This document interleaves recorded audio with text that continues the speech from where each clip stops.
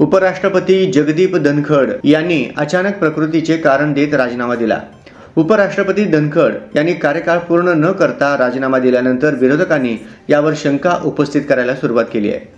भाजपमधील अंतर्गत कलहामुळे धनखड यांनी राजीनामा दिल्याचा दावा विरोधकांनी केला आहे।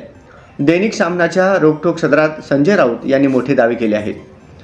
नरेंद्र मोदी यांनीच जगदीप धनखड यांना उपराष्ट्रपतीपदी आणलं, आता मोदींनीच त्यांना घालवलं। भविष्यातील राजकीय घडामोडींची ही सुरुवात आहे।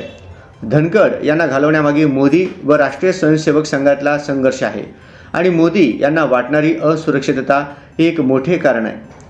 धनखड हे काही कर्तबगार व्यक्तिमत्व नव्हतं। दिल्लीत ते आले आणि गेले। पंतप्रधान मोदी यांनीच नियुक्त केलेले आपल्या देशाचे उपराष्ट्रपती जगदीप धनखड यांनी आपल्या पदाचा राजीनामा दिला। गेल्या 10 वर्षाच्या मोदी काळातील दिल्लीत घडलेली ही महत्त्वाची घडामोड आहे। दिल्ली संसदेचे अधिवेशन सध्या सुरू आहे। पहिल्या दिवशी 21 तारखेला संध्याकाळी साधारण 5 वाजेपर्यंत उपराष्ट्रपतींची प्रकृती ठणठणीत होती। 5 नंतर भाजप वर्तुळात असे काय घडले की पंतप्रधान मोदींचा संदेश आला व प्रकृतीचे कारण सांगून धनखड यांनी राष्ट्रपतींकडे राजीनामा पाठवला।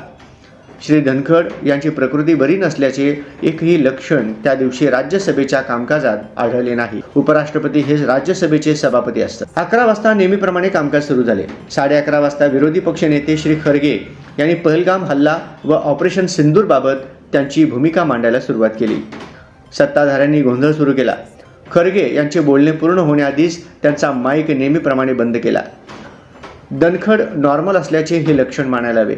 खरगे बंद माईक समोर बोलत असताना भाजप अध्यक्ष डॉक्टर नड्डा उभे राहिले।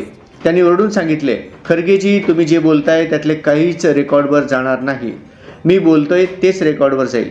हे वक्तव्य म्हणजे सभापतींच्या अधिकारावर थेट आक्रमण होते। उपराष्ट्रपती धनखड यांच्या राजीनाम्याने दिल्लीच्या पोटातील खळबळ बाहेर आली। भाजपात सगळे आलबेल नाही हे स्पष्ट झाले। मोदींनीच धनखड यांना आणले व मोदींनीच घालवले।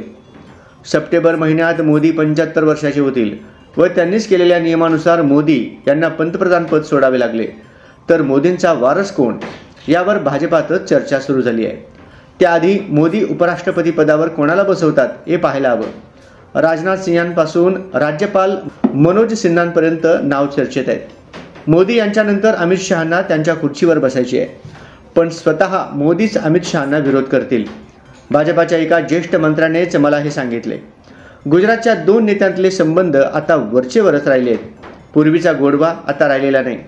पंतप्रधान पदाची महत्त्वाकांक्षा असलेल्या एखाद्या नेत्यास मोदी उपराष्ट्रपतीपदी बसवतील अशी दिल्लीची हवा आहे व या सर्व घडामोडीत अमित शहा मला कुठेच दिसत नाही। जगदीप धनखड यांनी संसदेच्या सर्वोच्च सभागृहात लोकशाही मूल्यांची बूज राखली नाही। उपराष्ट्रपतींचा राजीनामा व नव्या उपराष्ट्रपतींची निवड या घडामोडीत भाजपचे राजकारण आहेच। देशाची आर्थिक गाडी साफ घसरली आहे व पहलगाम हल्ल्यानंतर आंतरराष्ट्रीय पातळीवर पंतप्रधान मोदींची पत साफ घसरली। तरीही मोदी जगाच्या नकाशातील देश शोधतात व भ्रमण करतात।